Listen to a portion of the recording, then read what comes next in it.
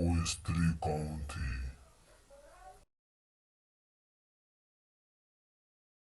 नमस्कार दोस्तों, स्वागत है आप सभी का हमारे इस भूतिया कहानी में। जी हाँ दोस्तों, आज की इस वीडियो में आपको बताने लगे कि कैसे महेंद्र चाचा से एक स्त्री की आत्मा उससे मिलने के लिए आई। यह उस वक्त की बात है जब बारिश का मौसम था, काली अंधेरी रात थी और ठंडी हवा की लहरें धीरे धीरे चल रही थी। साथ ही आकाश में बिजली भी कड़क रहे थे। उस दिन महेंद्र चाचा अपने घर से दूर अपने खेत में खाट के ऊपर लेटा हुआ था। उनका खेत जो है तालाब के पास था। बारिश का मौसम था, इस वजह से जो है तालाब भर गया था और खेत में जो घास थे वो भी काफ़ी ज़्यादा बड़े हो गए थे, जिस वजह से और डरावना मंजर बन गया था। साथ ही उस तालाब के किनारे 6-7 मोटे आम के पेड़ थे, जिसकी डाली से डरावना आवाज भी आ रहा था। अचानक से भैंस जो खेत में बनी थी वो भी चिल्लाने लगा, पर महेंद्र चाचा को कुछ समझ नहीं आ रहा था। उनको लग रहा था कि शायद ठंड की मारी चिल्ला रही है। तभी उन्होंने कुछ घास और लकड़ी इकट्ठा किया, उसको आग लगा। उस आग के उजाले से महेंद्र चाचा का नजर उनके खाट पे चला गया, तो उन्होंने देखा कि उसके खाट पे कोई स्त्री बैठी है। यह देखकर महेंद्र चाचा का शरीर डर से पानी पानी हो गया। वैसे तो महेंद्र चाचा बहादुर थे, लेकिन आज उन्हें भी डर लग रहा था। उसी वक्त चाचा ने आग में थोड़ा सा सूखा घास डाला और आग को बढ़ाया, जिस वजह से वो स्त्री और साफ दिख रही थी। महेंद्र चाचा वहीं से आवाज लगाया, कौन है? पर उन्हें कोई जवाब नहीं मिला, जिस वजह से चाचा और भी डर गए। तब जाके चाचा ने सोचा कि नहीं, अब हिम्मत से काम लेना पड़ेगा, क्योंकि डरने से काम नहीं चले। चाचा ने एक जलती हुई लकड़ी अपने हाथ में लिया और आगे बढ़ते हुए बोला, कौन हो तुम? तुम्हें क्या लगता है मैं डर जाऊंगा?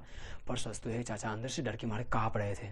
उनका यह विकराल रूप देख के वो स्त्री खड़ी हो गई और उन्होंने जवाब दिया, क्या तुम मुझे नहीं जानते? चाचा ने हिम्मत जुटाया और बोला, यहाँ से चलिए वरना ये लाठी से मार के तुम्हारा सर फोड़ दूंगा।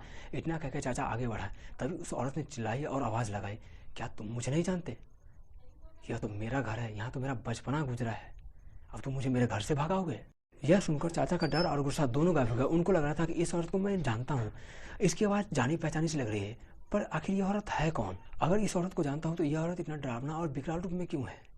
थोड़ी देर बाद, अरे यह तो ज्योति है, मेरी बड़ी बहन। बचपन में हम और दोनों साथ में इसी खेत में चारा काटने के लिए आते थे। अब महेंद्र चाचा को सारी बात समझ में आ गई थी। यह तो ज्योति के बचपन की बात है, जब ज्योति गांव के बाकी बच्चों के साथ इस पेड़ पे खेलने के लिए आती थी और एक डाल से दूसरे डाल पे छलांग लगाती थी। अचानक ज्योति जिस डाल पे बैठी थी वह डाल टूट गया और ज्योति मुंह के बल जमीन पे गिरी। पर कुछ लोग उसे उठाकर हॉस्पिटल ले गए, लेकिन तब तक बहुत देर हो चुका था, क्योंकि ज्योति मर चुकी थी। महेंद्र चाचा को ये सारी बातें समझ में आ गई और महेंद्र चाचा ज्योति के पास जाके रोने लगा। पर जब गाँव वाले को ये बात पता चला तो ये लोग सच में चौंक गए। वह सच में ज्योति का आत्मा ही था।